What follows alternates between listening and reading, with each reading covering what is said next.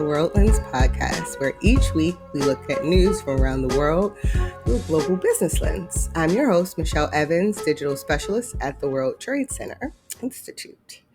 So, Bruce, we made it. Episode 20, the very end of the first season of the World Lens. For our final episode of season 1, I thought it would be fun to revisit some of the topics we discussed over all of our episodes, and we can see if anything's changed. Right? Okay. So we have All an right. hour? I don't think we'll need it. Okay. So let's start with a topic from an episode that you actually weren't on. It was about the collapse of the Francis Scott Key Bridge here in Baltimore. So we're about 3 months out from the collapse. The channel has reopened. Yay. What do you think the timeline is for getting everything kind of running back to normal? Yeah, so the main channel was cleared, right? Just probably not even a week ago because we're recording this. So it's Right. more than yay. It's like awesome because it's, people don't understand the huge impact it has on not only Baltimore, but the region. And so that was really amazing that they were able to get that fully cleared and the port back up and operating. The Department of Transportation Authority, they held a virtual meeting just this last week to talk about, okay, what's next, right? And they basically said, what remains is, they have to look at what's still standing, right, and evaluate it for structural soundness and all that kind of stuff. But the big discussion right now is what do they build back? Are they going to build back better? Are we going to have a wider bridge that can carry more vehicles? Is it going to be higher off the water for both climate change and larger ships? So that's going to take some time. And what basically came out is they said, look, it's going to take 4 years to get this bridge back up and running, and somewhere between 1.7 and 1.9 billion. So the port's open. That's great for the commuters, and I think it was like 3 million vehicles a year or something, I think is what they said. Yeah, it's insane. Are going to be pretty annoyed for 4 more years. I know that there was some discussion still surrounding whether or not the federal government was going to kind of foot the bill for the new bridge. Do we have any kind of headway on that? They'll clearly contribute, whether they foot, again, it depends on what, Maryland decides to do. Are they going to make it bigger? The federal government could say, well, we're going to pay for restoring the bridge, not a new, bigger bridge, right? And so we'll see. And who knows what happens after November. And Right. so again, 4 years might be 5, 6, 7, who knows? So, Oh God, I hope not, because 695 has been a nightmare. yeah, I think the first one took 7 years, as I recall, but something like Yeah, I think it was like 5 or 7, 5 to 7. Yeah, it was a while. So early on, we also chatted about a high level of union organizing. So just a few weeks ago, we saw a big union blow. Organizing and strikes. Yes, the strikes. They were all over the place. Yeah. We just saw a big blow to the United Auto Workers when Mercedes-Benz workers voted against joining a union. Has the tide turned, or is this just a setback to the organizers? So, the vote was somewhat close. Yeah, it was. The Tuscaloosa plant, it was like 2,045 yes, and 2,600 something no. So, so, I guess in the sense of like 5,000 votes, it was, close, but not nearly close, right? But the bottom line, definitely a setback for the United Auto Workers, the UAW, to try to organize these plants in the South that have traditionally been kind of non-union, attitude toward that. Right. I don't feel the tide's turned. When I was looking at it just a month ago, the Volkswagen workers in Tennessee voted nearly 3-1 in favor of joining the UAW, right? So a month ago, we could say, whoa, unions are really going great. Now, just because they lose this one, we're saying, oh, they're back on their heels and it's not going to happen. Right. Well, it's not. I mean, it's a significant one, I can see. Yeah, but the one that I pay attention to that I think is going to make the huge difference is the UAW negotiated a new contract with benefit improvements, pay improvements with the Daimler truck facility in North Carolina. Actually, it was Hmm. multiple factories in North Carolina. It's that is what workers, when they're trying to unionize, are going to look at and say, look what happened with Ford and GM, and that unions matter. It gives the workers real power to get wage and benefit increases and support. So I don't see it waning. I just think this is a bump in the road. Yeah. I think I saw something that was saying like they, I guess, accused Mercedes Benz of kind of like harassing the workers into like not joining the union because they're so anti-union. Yeah, It's and crazy. again, it's always those local dynamics that matter. Mm-hmm. Absolutely, same in national elections, same as UAW unionization. So, Yep. All right. So, did you ever get a TikTok? what's that? Did you ever get a TikTok? No, I have not gotten a TikTok. Well, I mean, it might be your last chance because the TikTok ban that we discussed has become a reality. Yep. President Biden signed the bill requiring the app to be sold within a year. And this comes after Joe Biden and Donald Trump have ramped up their TikTok profiles in preparation for the upcoming election. Hmm. Will the Chinese owner ByteDance actually sell TikTok or not? And if so, what company could even afford it? Okay, so we will see huge amount of litigation around this whole situation and the forced sale, right? I call it the battle royale pitting national security against freedom of speech. I mean, what could be Right. bigger, right? And so this likely, this legal battle will likely, extend the deadlines out and give ByteDance more time to kind of work through a plan B and do their lobbying. So I see it waning, but let's think about like, okay, there are several potential U.S. buyers, which is a requirement, that have Mm-hmm. already signaled interest in or rumored to have interest in buying TikTok, right? So it's Like who? already out there. I looked at the list, and it's quite a cast of characters. The big ones like Microsoft, Oracle, Walmart were all Mm-hmm. in the mix in 2020 when this bubbled up the first time, right? So that's Right. not surprising that they would be on the list. But it's like high net worth individuals like Steve Munchin, right, or Kevin Mm-hmm. O'Leary of Shark Tank fame, and Steve and Bobby Kotick, who's the CEO or was the CEO of the gaming company Activision, right, Blizzard. So all these high net worth and large cap companies are looking at this saying, can this platform change their trajectory of what they're doing because of its reach? I think 50% of, I think it's 170 million or something like that. It's roughly 50% of the US population, Mm-hmm. right? Population, that's babies all the way to people that are Yeah. 100 years old, right? Are on this platform, right? So Mm-hmm.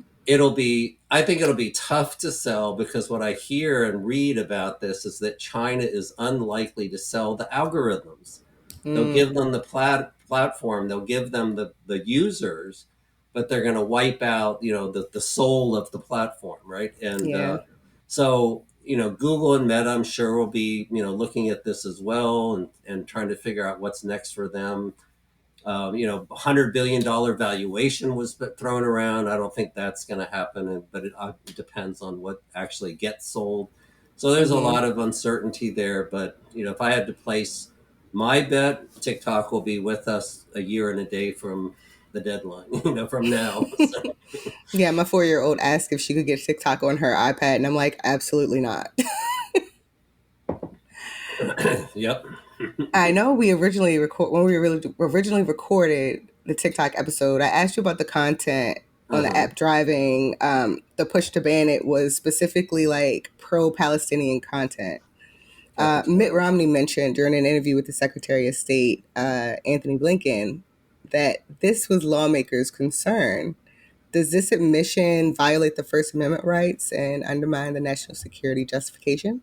So, I mean, that revelation, specifically, but Mm-hmm. again, back to the broad purpose of the platform that gives people freedom of speech and freedom of expression. Yeah. So that just feeds into that whole narrative, right? So Yeah. this will be the defense against, the government taking the action that they did. And I think protecting freedom of speech in this country will win the day. That's my feeling. And next season, you can ask me where we ended up, or we'll know. We'll either be speaking of TikTok in past tense or not. Yep. Well, it won't be past tense, but it may be lesser than itself is today. So, So, shifting gears, all right. during our discussion on trade deals, one of the major drivers behind those deals was the Indian election. Mm-hmm. Votes have been tallied. It looks like Prime Minister Narendra Modi's party won re-election, but actually lost seats and may need to form a coalition government. Thoughts on how the results are going to impact India going forward? See, I told you this would take an hour. Okay. um, okay, so let's take it at the top. The Mm-hmm. result of the elections in India is a good thing for democracy in India. Okay. Mm-hmm. When you have a surprise result, and it's not just like four loaded, that Modi gets there and he has a majority and they move on. Like, what is it? Third year, I guess, that he's been. And but anyways, when you have this like unpredictable nature of a politics is good for democracy. It shows that democracy like remains strong and can't be just like willfully overturned in a country, Mm-hmm. especially as large and diverse as India. So that's like the top line, right? Mm-hmm. The practical next thing is that as the dust settles from all this, the key area is to look at like what happens now to the next level of government, the cabinet positions and those kinds of stuff. And Right. there will be shuffling as the BJP, which is that primary party, much like the Democrat Republican, but then they have these coalition partners now that he's got to pull in to rule. He has to make concessions and trade with them, right? So you'll see Mm-hmm. that go on. And as we've seen here in the US, I mean, we essentially have a de facto coalition government in the House today with the Freedom Caucus, right? Right. So you have the majority of the Republicans over here, and you have a small group of Republican lawmakers over here that act like a little coalition group that can upset the apple cart, right? And that's what Modi's going to be facing because a minority like this has levered, not unlevered, but significant amount of leverage in the negotiation process, right? Just 8, 10, 12 people, so that minority can really muck up lawmaking. And so when he's trying to do things as far as like making progress on politically sensitive economic reforms, land acquisition, labor, all that kind of stuff, it's going to be very difficult because they're not going to have an iron fist to say the BJP wants it this way, right? So Right. mhm, Interesting. that's the short end.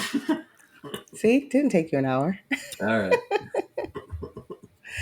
So we also discussed embassy attacks in one of our episodes. I don't think I've seen any recently since then, but I did come across a story where the British ambassador to Mexico was removed from his post after a video came out of him pointing an assault rifle at a colleague.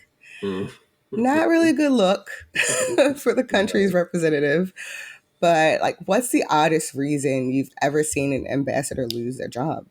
Yeah, so Curtis, I think when he sent me a note about the episode, he asked me to think about that, and it didn't take me long to think about it because it's in pretty recent memory. One of the most strangest and kind of and high profile incidents was in 2019 when the then ambassador to Ukraine, Maria Ivanovich, was Mm-hmm. abruptly recalled, right, removed from her post by the president, right. So just right Mm-hmm. there, that's like huge and unusual, right? But Mm-hmm. behind all this were the allegations and the conspiracy theories, including the scandal with Trump and his associates trying to pressure Ukraine to investigate Trump, President Biden and his son. And we Mm-hmm. also had Rudy running around, right, trying to spread unfounded conspiracy theory. So Right. all of that was going on, right? And but again, so you would think those two things are strange enough, right? At that level of government and this kind of playing going on. But then it wound into the impeachment proceedings against Trump, right? And you had this Right. like emotional public testimony by, Yovanovitch, around the shock and confusion that she felt from, being suddenly, pulled Just. from her post, Mm-hmm. right? So anyway, so this, and obviously formed, long time diplomatic corps as far as State Department just were just livid because they saw this as politicization of the diplomatic effort. And so Mm-hmm. I would label this all, very high profile and bizarre. So that's my candidate. Just can't think of any reason why I would be putting an assault rifle at one of my colleagues. Self defense. Ah, yeah. So, looks like we won't even have the option of buying a Chinese made electric car. Oh, I don't How know you about feeling about that? that. Why would that be? So, President Biden announced a 100% tax, up from 25%. Mhm. Um, China has turned its attention to Brazil, Europe, and Mexico. Will we see some of those Chinese vehicles sneak through, or is there a way to get through that high tax? So first off is when your vehicle is half the cost of the domestic vehicle and you raise it by 100%, you're still in the game, right? So, Yeah. so it sounds horrible, but actually, so it will reduce, but it's not going to eliminate, I don't think. But let's talk about what is happening because it's actually a bigger, huge issue, Yeah. and that is the U.S. failure to economically engage and support the countries in our own hemisphere, right? Central and Mm-hmm. South America, North America, Mexico's included. We failed to do that, and crime is, taken hold, and people have become so distraught that they have, risked their lives to come to the U.S. Right, so we have this whole immigration problem because they don't feel like they can live where they are, so therefore they come here for the promise of safety and economic prosperity. So Right. that's the big issue, right? But when you have that vacuum, somebody's going to come in, and the somebody Mm-hmm. coming in is China. And China and every dimension is like seeping into Latin, Central and South America. They're Mm-hmm. building this huge megaport in Peru. Yeah. Okay. So that's a big issue. They're building dams. They're, constructing and building mines and mining for minerals and stuff to take back to China. But it's even bigger than that. They're exporting technology, battery development, solar, manufacturing. So no, they're not going to sneak across the border. They're going to come China inside products and vehicles that are built in, South America, Latin America, and are going to be sold in the American market, whether that's in Yeah. Mexico or anywhere else. So that's what's happening. And I feel like if we don't get our act together and become more relevant to driving the economies down there, we're going to have Mm-hmm. a tsunami wave of products from those countries that are Yeah. powered by China. Can you That's imagine? that. So, and that's a hot button for me. Next. All right, I mean, moving I'm a big on. fan of talking to companies about the Federation of the Americas. We would Mm-hmm. be amazing. That's a billion people right there. If you were to take, all of our hemisphere, right? Yeah. And it's the only contiguous landmass from the North Pole to the South To Pole, South. Yeah. right? We have, I don't know, something like, I'm going to say 40% of the world's water between Wow. Canada down to Brazil, and it's minerals and wealth and labor and youth, and I mean everything that we need to make an amazing, vibrant, economic model. It's just really a shame that we haven't gotten it together. It's just sitting. Okay. So we're going to talk about AI now. All right. Good old AI. We'll give that 2 minutes. In the time since we chatted about AI, we saw Google roll out an AI overview in the search, providing like a summary at the top of each search page. Oh, And yeah. then shortly after, they rolled it back because they were No, rolled it pulling, off. Right. Exactly. yeah, they were pulling from websites like The Onion, Hmm. how suggesting that people add glue to pizza or eat rocks. And, with the way people are these days, you kind of have to be very careful because they will take things very literally. Does this challenge of the perception that AI is the future, or is this just a case of trying to jump onto a trend a little too soon before you fully bake out your idea? Okay. It does not challenge that AI will be a significant part of our future. So let's start with that. That's the bottom line.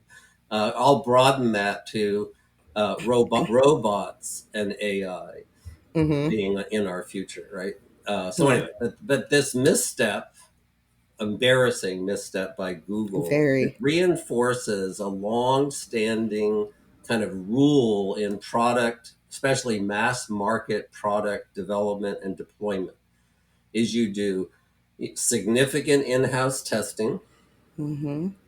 Even if you had like all the Googlers Googling, right, you would have probably picked this up, right? And not Yeah, just some product team.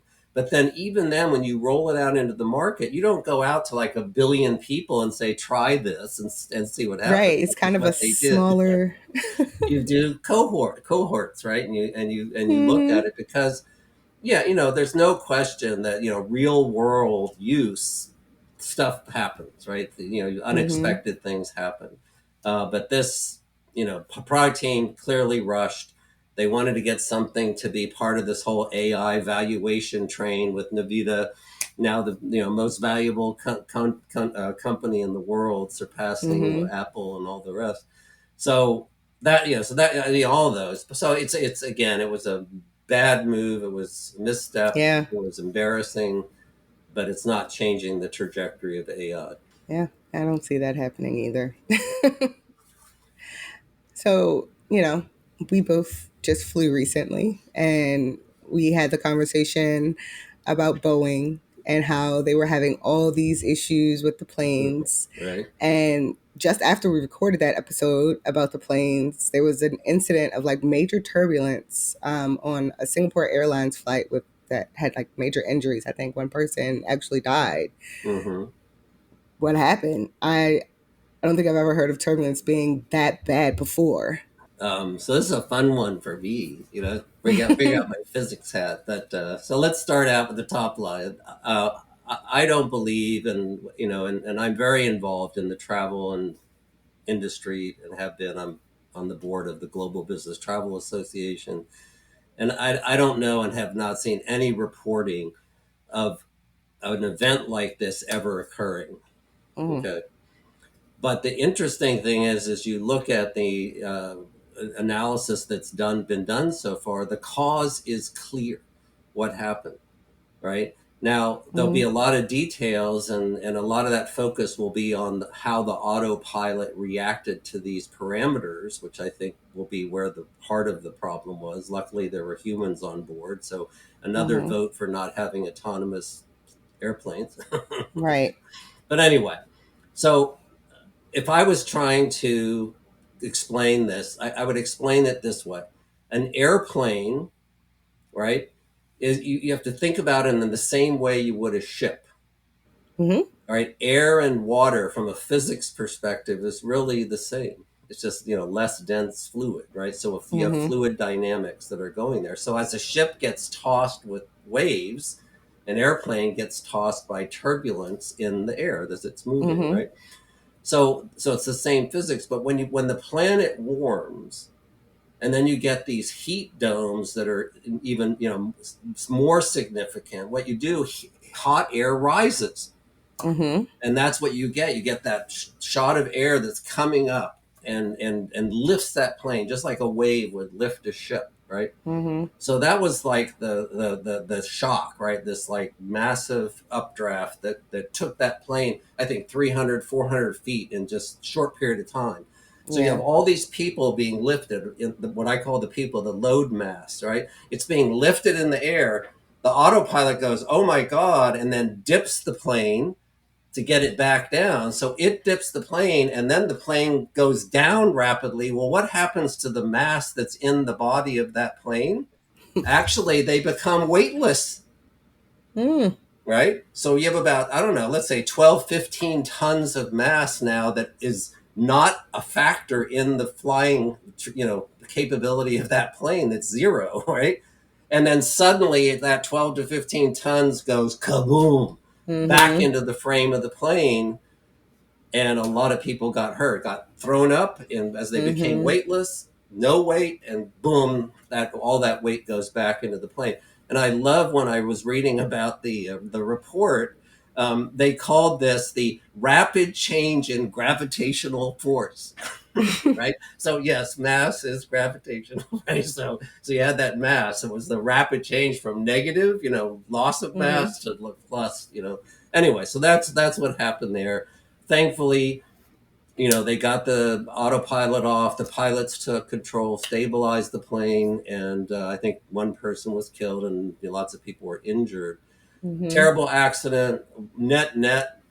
I think you're going to see a lot of scrutiny on the autopilot technology and thinking Mm-hmm. about these new parameter thresholds as far as what happened there, and have that do a Mm-hmm. better job. But I'm very positive we will see more stringent seatbelt rules from Yeah. carriers first because it's easier for them, and then from national aviation authorities to get us to wear our seatbelts as much as they tell us to wear it when you're up there. I think they're going to really start to demand that people, especially in areas that are prone for this kind of turbulence and issues. Yeah, I never take mine off. I'm super paranoid. And the flights that I've been on recently, they've had the seatbelt light on the entire flight because of the turbulence. So Turbulence. I mean, But and that's when I talk to travel groups and talk about climate change, the biggest impact, and we've already seen it in the last years, and especially in the last couple of years, the severity and the veracity of storms that are out there mm-hmm, now is it really impacts air travel. It's just like being in turbulent seas, right? And it's really really hard. And again, another reason that people should wear their seatbelts. I always do as well, mm-hmm, because you never know. Yeah. exactly. I don't want to be thrown around in an airplane. That just does not sound like fun. So this is a topic I didn't think we'd get to be able to revisit. There was another major coronal mass ejection CME. earlier this month. Yeah. Did this just pop up in my news feed to coast off of the SEO of the event in May, or was there actually another event? Um, so I won't comment how things get into your news feed. So we'll leave that. Unless you're into space science or something, maybe that's what happened. But anyway, um, most people don't realize that there are CMEs all the Really? time, right? And so they can peak at around two or three a day Hmm. during like a solar maximum, right, and less during the minimum.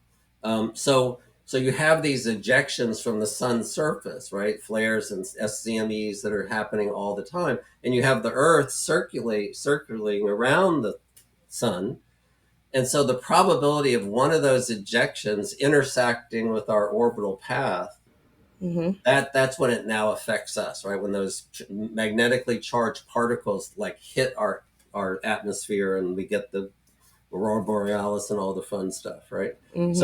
So that's less likely, but they're still going on all the time.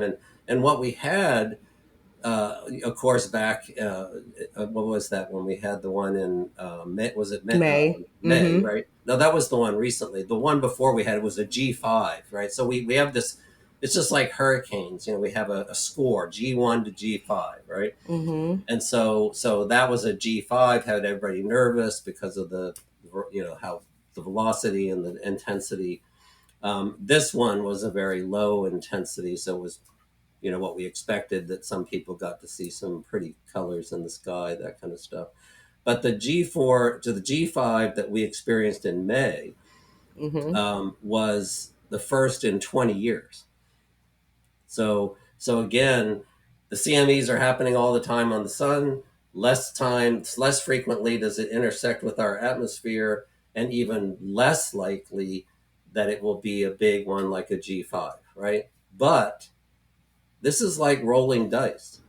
The Mm. next roll could be snake eyes. Okay. So Yeah. so just because something didn't happen, past performance is no future predictor of Right. future gain, right?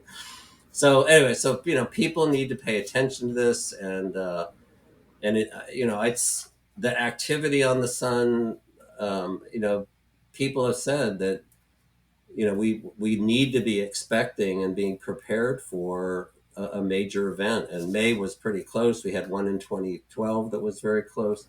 Right. um, but again, everyone is a roll of dice.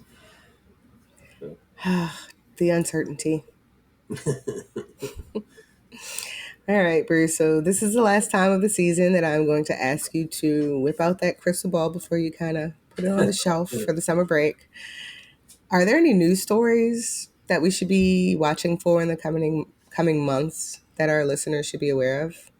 yeah, I guess since this is the last one, news stories are news stories. They come or go. I guess when I work with organizations, I'm working with them in more of a longer trend line. Whether it's a mega Mm-hmm. trend, which is over decades, or 2 to 3 year trend.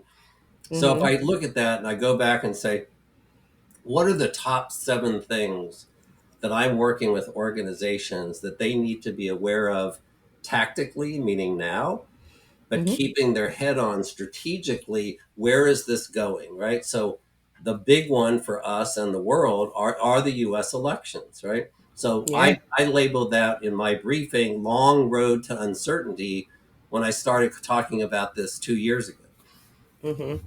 right? Now it's less than 5 months away. So now it's a short road to uncertainty, right? We have no more certainty. Matter of fact, more uncertainty in every poll and everything that's going on out there. But companies need to plan for both outcomes.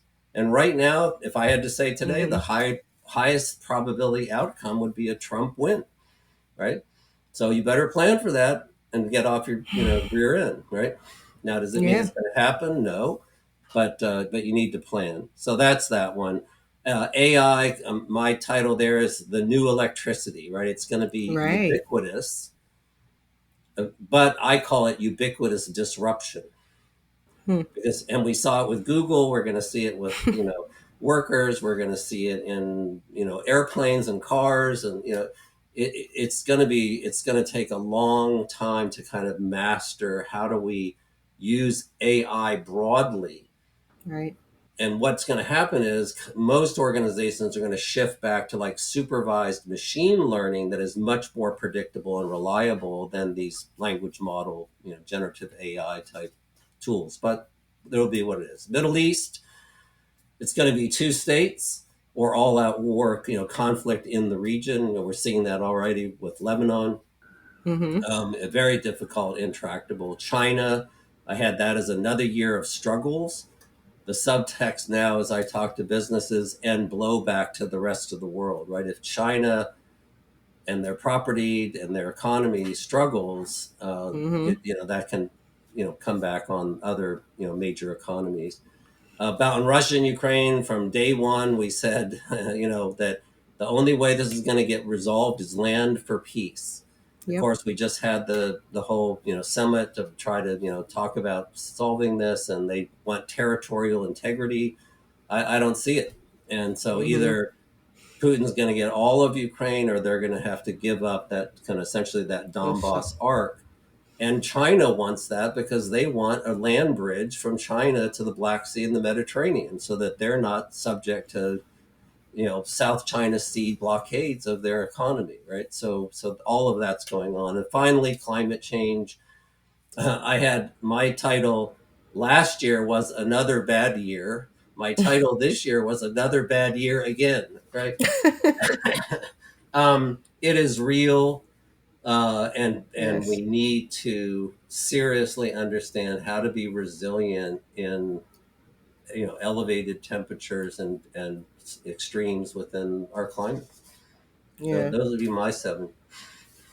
All right. All right. Not mad at it. I will definitely be keeping my ear to the streets for those. Well, it won't be hard.